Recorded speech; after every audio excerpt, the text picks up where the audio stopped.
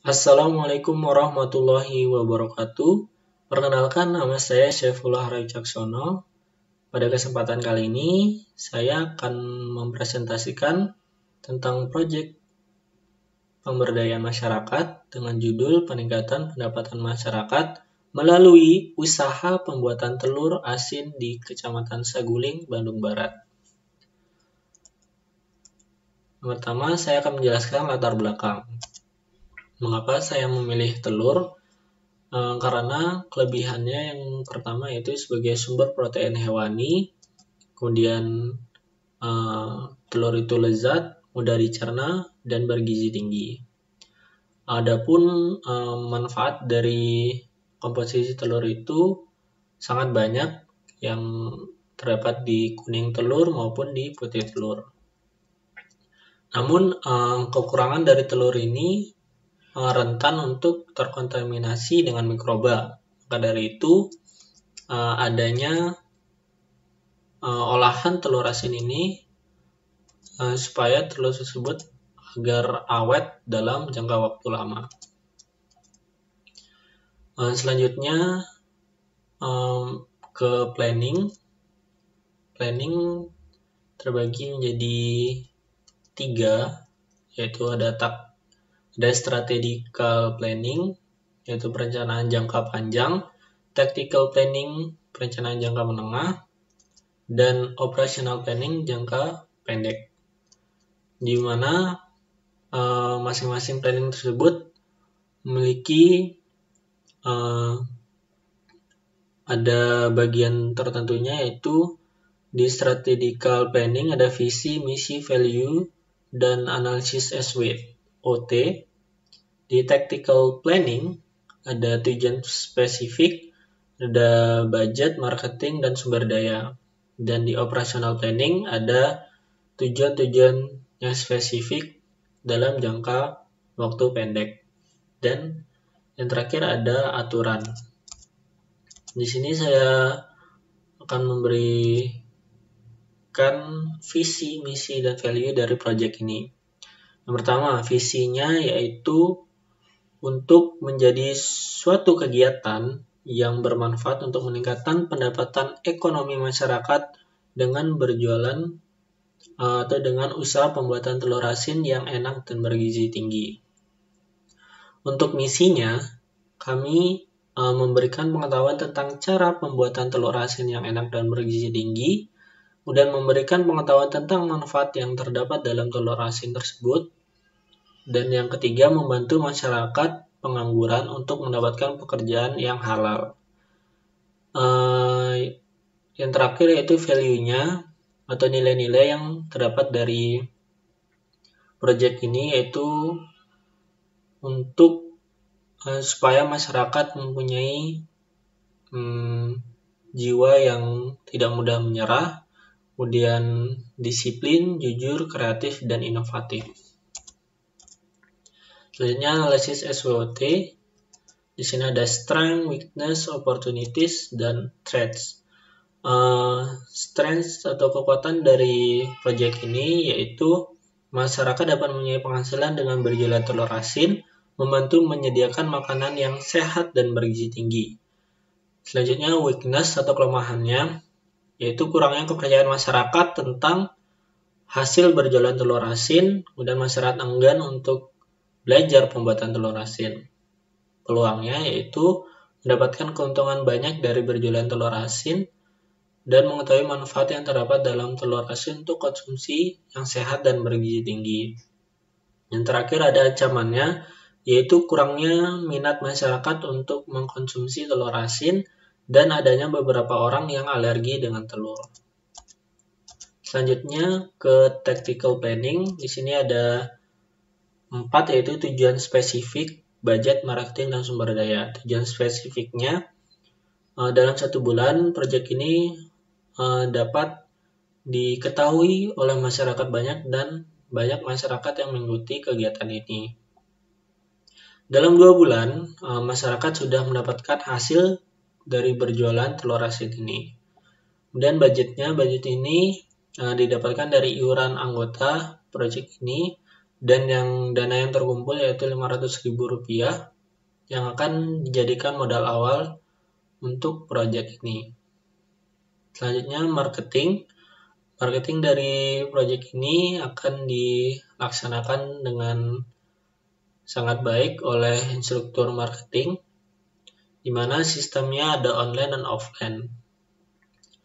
Dan yang terakhir ada sumber daya. Sumber dayanya anggota dari proyek ini ada 9 orang yang terdiri dari 1 orang bendahara, 2 orang penyuluh atau penyebaran informasi, kemudian 2 orang sebagai penanggung jawab alat dan bahan, 3 orang sebagai instruktur pembuatan telur asin, dan yang terakhir 1 orang sebagai instruktur marketing. Yang ketiga, operational planning. Di sini ada single using plan, ongoing plan, dan SOP. Dan yang terakhir ada aturannya. Saya menjelaskan tentang single using plan, yaitu di mana untuk menarik masyarakat untuk mengikuti kegiatan ini, maka proyek ini modal awalnya akan ditanggung seluruhnya oleh para anggota dari proyek ini. Dan ongoing plan-nya, kita untuk perencanaan selanjutnya, masyarakat setelah mempunyai penghasilan dari usaha pembuatan telur asin ini, akan ada pelatihan untuk melakukan pembelian dari bahan baku tersebut, mungkin dari telurnya, garam dapurnya, dan yang lain-lain. Dan SOP-nya atau standar operasional prosedurnya, kita yang pertama menyediakan pelatihan pembuatan telur asin secara profesional, mengolah telur yang berkualitas dan terhindar dari kotoran. Yang ketiga, menyediakan lapangan pekerjaan bagi masyarakat yang pengangguran. Dan 4, meningkatkan kesejahteraan masyarakat tersebut. Yang terakhir ada aturannya. Di sini seluruh anggota wajib mengikuti arahan sebelum melakukan kegiatan tersebut. Dan yang kedua, tidak diperkenalkan untuk menggunakan elektronik atau HP saat kegiatan berlangsung. Kemudian, jika ada yang berhalangan, anggota-anggotanya bisa melapor langsung ke ketua proyek. Yang terakhir ada anggota proyek wajib mengikuti setiap kegiatan dan mengikuti evaluasi di akhir kegiatan. Lanjut ke pengelolaan atau organizing. Sini ada spesialisasi kerja, rantai komando, otoritas, delegasi, rentang kendali, dan sentralisasi dan desentralisasi. Di sini spesialisasi kerjanya atau fokus dari kerjanya itu proyek ini menggunakan sistem 1 orang bisa mengerjakan kegiatan yang lainnya kecuali pada anggota di bidang bendahara dan marketing. Kemudian rantai komandonya, nanti ada bagian dari rantai komando tersebut. Lanjut ke otoritas. Otoritasnya merupakan hak yang bersifat formal dan legal. Dan otoritas ini digunakan untuk memberikan perintah, membuat keputusan, dan mengalokasikan sumber daya untuk mencapai tujuan tersebut. Di proyek ini kita menggunakan tipe otoritas garis karena ketua proyek dapat membawahi banyak orang atau masyarakat, dan selanjutnya anggota dari proyek tersebut akan melanjutkan kepada masyarakat tersebut. Selanjutnya delegasi, yaitu adalah transfer otoritas dari seorang ketua ke bawahannya.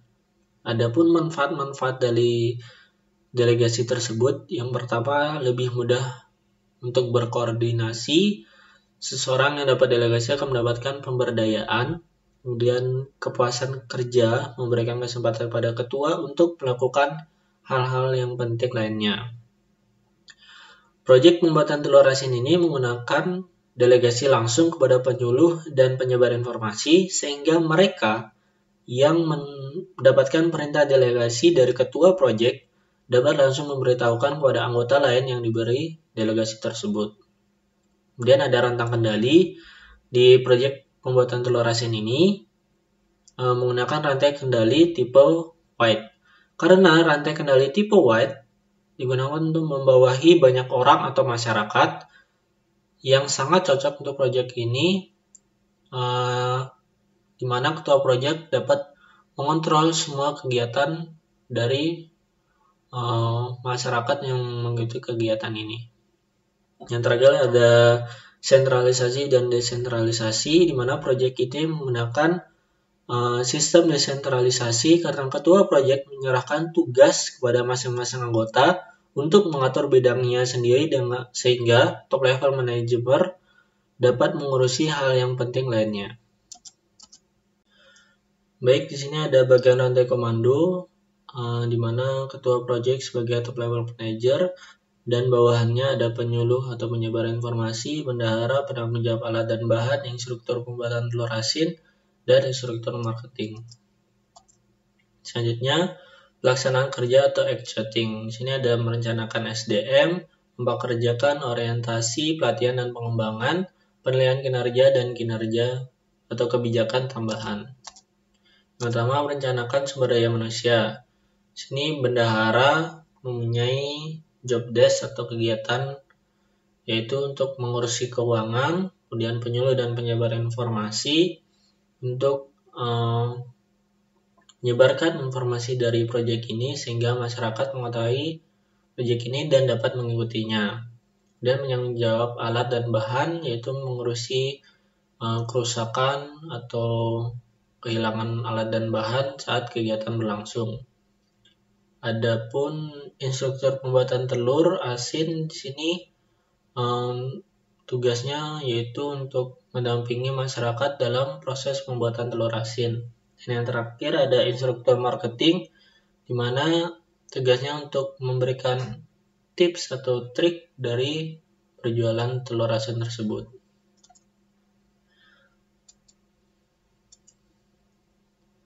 Yang kedua ada mempekerjakan, rekrutmen, seleksi, dan faktor-faktornya. Di sini proyek ini sepenuhnya adalah kemauan dari anggota tersebut untuk membuat dari kegiatan ini dalam membantu masyarakat untuk mendapatkan atau meningkatkan ekonomi dari masyarakat tersebut. Seleksinya, walaupun sepenuhnya adalah kemauan anggota, namun dalam proyek ini perlu adanya seleksi dalam pembagian bidang masing-masing yang sesuai dengan latar belakang dan keahlian anggota tersebut. Yang terakhir ada faktor, yaitu pengalaman bekerja, berperilaku baik, mampu bekerja secara individu atau tim, memiliki attitude yang baik, dan memiliki skill yang dapat diandalkan dalam kegiatan ini. Lanjut ke orientasi. Di sini untuk memperkenalkan masyarakat tentang visi dan misi dari proyek ini dan mengerti tujuan bersama yang ingin dicapai dari proyek ini. Dan di pelatihan dan pengembangan, di sini proyek pembuatan telur asin ini mengadakan training dan developing kepada masyarakat agar memiliki standar kemampuan yang baik dalam kegiatan ini. Diharapkan melalui kegiatan ini dapat menumbuhkan atau menambah kemampuan masyarakat serta memiliki motivasi kerja yang tinggi. Tipe yang diterapkan pada sistem pelatihan dan developing pada proyek ini yaitu on the job dengan sistem coaching dan plan progression.